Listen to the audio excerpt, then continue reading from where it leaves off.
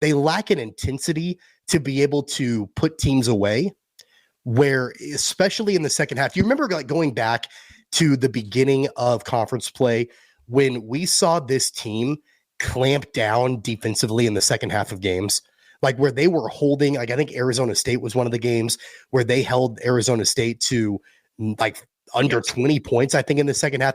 They did that a couple of games early on, and you're like, okay, like that might be the identity of this team. They might not be able to score 90 points, but they can muck it up and they can force turnovers, and they're going to go after every single 50-50 ball. They're going to box out. They're going to do all of these things where they're going to win the game in the intangibles and they're going to shut you down.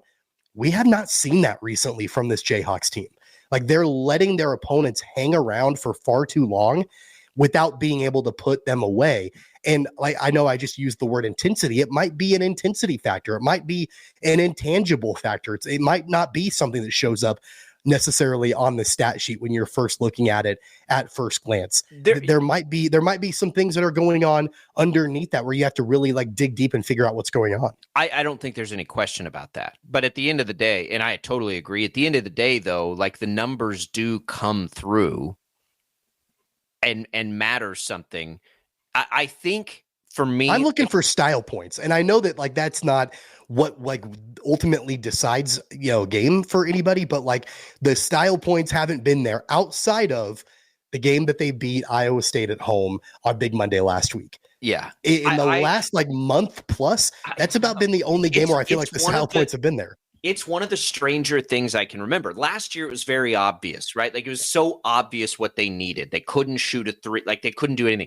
And there's probably some of that. Like they're so starved for another scorer right outside of the big three. And when Zeke Mayo and the big three play well, they're going to be really hard. Maybe that's all it is.